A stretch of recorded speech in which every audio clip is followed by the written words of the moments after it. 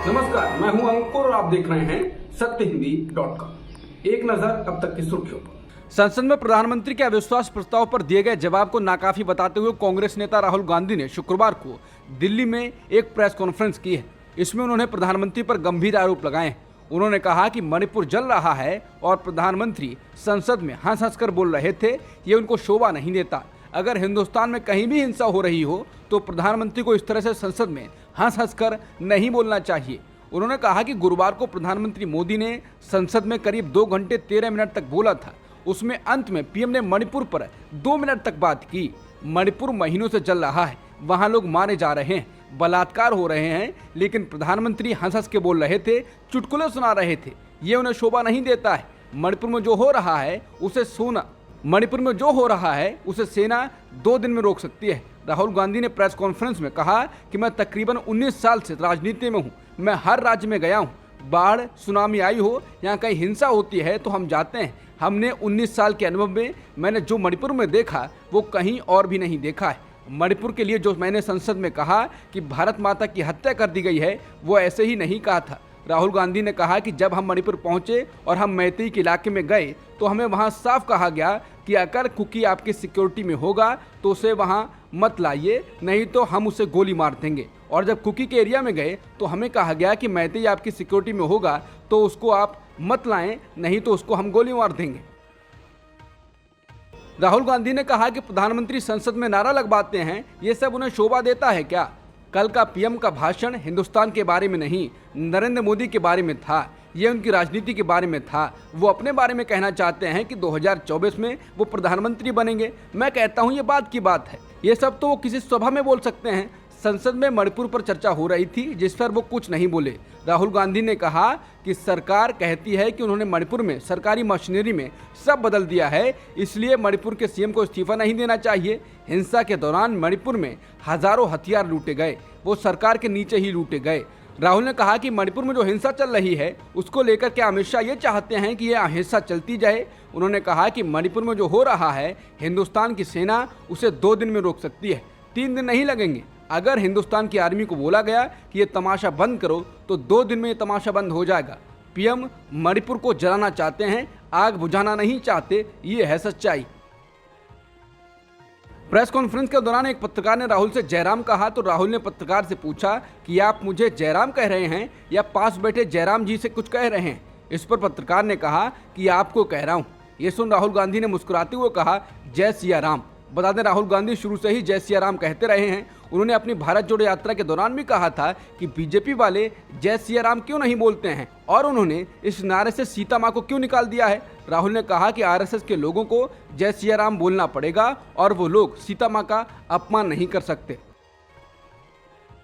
लोकसभा में भाषण के दौरान राहुल गांधी को संसद टीवी पर कम दिखाए जाने के आरोपों पर खुद राहुल गांधी ने जवाब दिया है। उन्होंने कहा कि शायद पीएम मोदी मेरा चेहरा टीवी पर नहीं देखना चाहते, मगर फिर पीएम मेरे वीडियो के बारे में बात करते हैं। पता नहीं क्या है, मुझे लगता है कि शायद उनको मेरा चेहरा टीवी पर देखना अच्छा नहीं लगता। कोई समस्या नहीं है। राहुल ने कहा कि मैं जानता हूं कि मीडिया पर कंट्रोल है, लोकसभा राज्यसभा टीवी पर कंट्रोल है, उसके बारे में मैं ज़्यादा कुछ नहीं कर सकता, मगर मुझे अपना काम करना है, वो मैं करता हूँ। जहाँ भी भारत माता पर आक्रमण होगा वहाँ मैं आपको खड़ा मिलूंगा, भारत माता की रक्षा करते मिलूंगा। बता दें बुधवार को संसद में अविश्वास प्रस्ताव पर राहुल गांधी ने भाषण दिया था।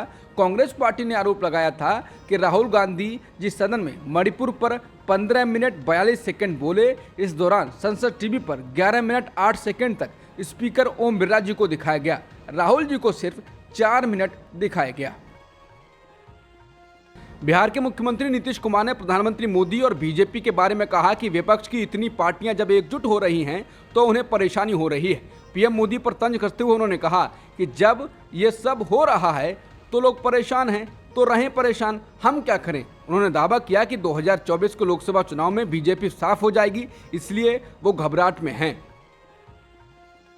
मणिपुर पुलिस ने मई में चुराचांदपुर जिले में 37 वर्षीय एक महिला के साथ कथित सामूहिक बलात्कार के मामले में बुधवार को मामला दर्ज किया। मणिपुर में एक मैतेई औरत ने कुकी समुदाय के 5-6 मर्दों के खिलाफ सामूहिक बलात्कार का आरोप लगाया है। ये कुकी समुदाय के खिलाफ दायर की गई यौन हिंसा की पहली एफआईआर है। 9 अगस्त को दायर की गई एफआईआर के मुताबिक ये वारदात 3 मई को कुकी बहुल इलाके चौराचांदपुर में हुई, लेकिन सामाजिक बहिष्कार के डर से पीड़िता ने इससे पहले पुलिस में शिकायत नहीं की। एफआईआर में मर्दों के नाम नहीं है। पीड़िता के मुताबिक उनके सामूहिक बलात्कार से पहले इन लोगों ने उनके और उनके पड़ोस के घरों में आग लगा दी थी। राज्यसभा से निलंबित किए जाने के बाद आम आदमी पार्टी के सांसद राघव चड्ढा ने कहा है कि क्या ये मेरा अपराध है कि मैंने संसद में खड़े होकर दुनिया की सबसे बड़ी पार्टी बीजेपी के सबसे बड़े नेताओं से सवाल पूछे? क्या मेरा ये अपराध है कि मैंने दिल्ली सेवा बिल पर अपनी बात रखते हुए बीजेपी के सबसे बड़े नेताओं से न्याय की मांग की, उन्हें उन्हीं का पुराना मैनिफेस्टो दिखाकर वादे पूरा करने के लिए कहा? आज की बीजेपी को आडवाणीवादी और वाजपेयीवादी होने की बात कही। राघव चड्ढा ने कहा कि इस मानसून सत्र में आम आदमी पार्टी के 3 सांसदों को निलंबित कर दिया गया है, जिसमें संजय सिंह, सुशील कुमार रिंकू और वो खुद शामिल हैं। उन्होंने कहा कि बीजेपी के लोग जिस प्रकार से राहुल गांधी जी की सदस्यता ले सकते हैं, कल को ये आम आदमी पार्टी के किसी सांसद की सदस्यता रद्द कर सकते हैं। शायद मैं पहली बार ऐसा देख रहा हूं कि जो मनगढ़ंत आरोप बीजेपी लगा रही है, जिस अपराध के लिए दोषी कह रही है, वो अपराध रूल बुक में लिखा ही नहीं हुआ है। आम आदमी पार्टी सांसद राघव चड्ढा को राज्यसभा से तब तक के लिए निलंबित कर दिया गया है जब तक कि विशेषाधिकार समिति उनके मामले में फैसला न दे दे।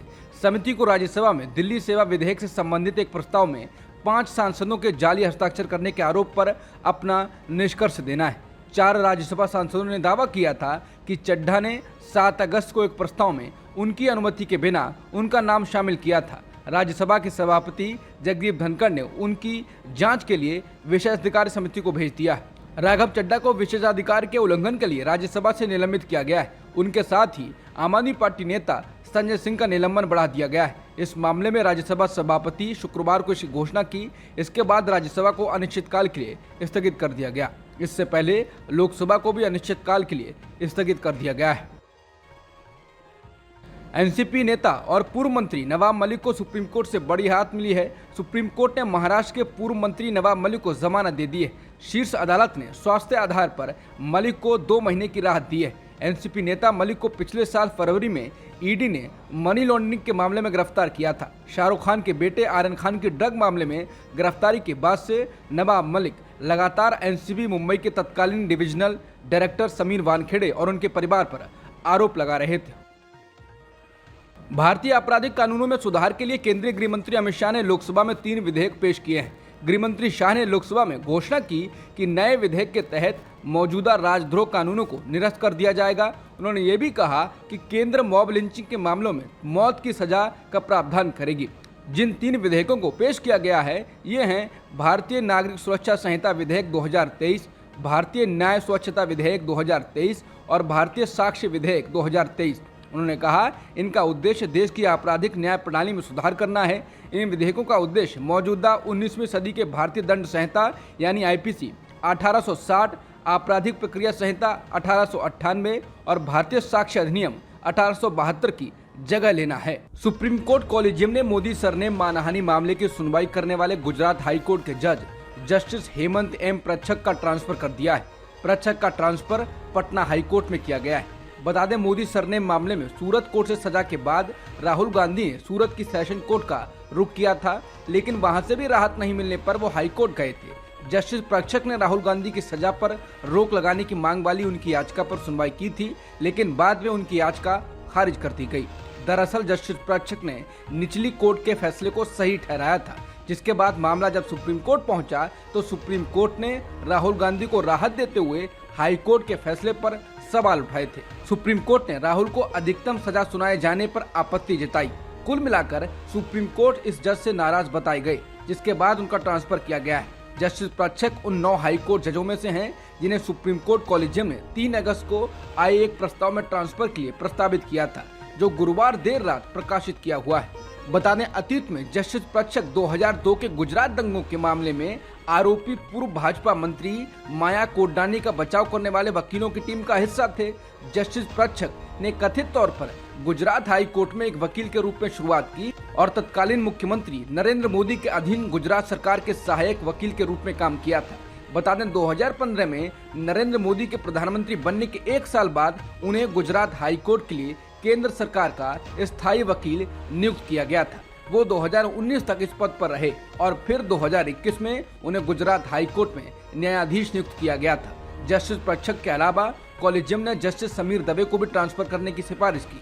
उन्होंने 2002 के गुजरात दंगों के मामले में कथित तौर पर साक्ष्य गढ़ने के लिए तीस्ता सीतलवाड़ के खिलाफ एफआईआर को रद्द करने के अनुरोध पर सुनवाई से अलग होने का फैसला किया और हाल ही में एक नाबालिग बलात्कार पीड़िता की गर्भावस्था को समाप्त करने की अनुमति की याचिका पर सुनवाई करते हुए मनुस्मृति का संदर्भ देकर विवाद खड़ा कर दिया था। इसके अलावा न्यायमूर्ति गीता गोपी, जिन्होंने अपनी दोष सिद्धि को निलंबित करने की राहुल गांधी की याचिका पर सुनवाई से बाहर होने का फैसला किया। राज्यसभा की कार्रवाई के दौरान गुरुवार को एक हैरान करने वाला वाकया हुआ जब एनडीए के सहयोगी मिजो नेशनल फ्रंट के सांसद वन लालवेना का माइक बंद कर दिया गया। एमएनएफ सांसद ने ट्वीट कर इसकी जानकारी दी। उन्होंने मणिपुर के जनजातीय लोगों को म्यांमारी कहने का विरोध किया था। वो जब राज्यसभा में बोलने खड़े हुए तो उन्होंने अमित शाह की बात का विरोध किया और सदन को बताया कि वो मिजोरम से हैं। उन्होंने कहा कि मैं मिजोरम से आदिवासी सांसद हूँ। गृह मंत्री जी ने हमको म्यांमारी बताया है, पर हम म्यांमारी नहीं है, हम भारतीय हैं।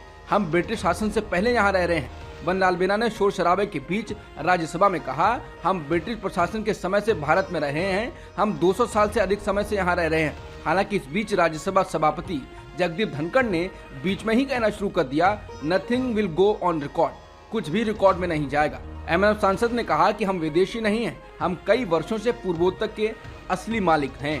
गुजरात हाई कोर्ट ने आज दिल्ली के मुख्यमंत्री अरविंद केजरीवाल और आम आदमी पार्टी के राज्यसभा सांसद संजय सिंह को उनकी याचिका में कोई अंतरिम राहत देने से इनकार कर दिया। बता दें, सुनवाई पीएम मोदी डिग्री विवाद में मानहानि केस का सामना कर रहे अरविंद केजरीवाल की अर्जी पर हो रही थी।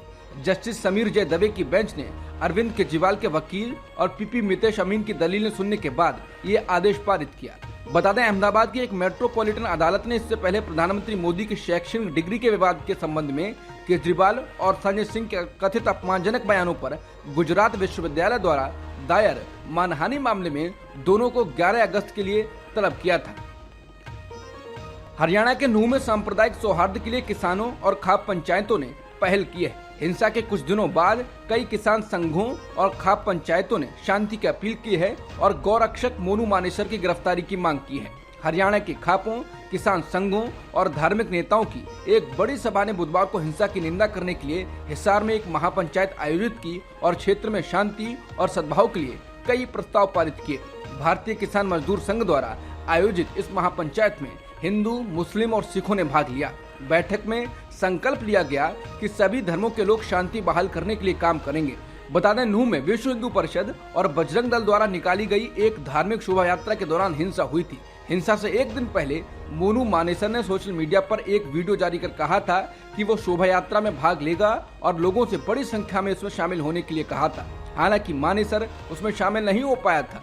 31 जुलाई को नूंह में हुई झड़पों के बाद हिंसा में अब तक 6 लोग मारे गए। मृतकों में 2 होमगार्ड और 1 धर्मगुरु शामिल थे।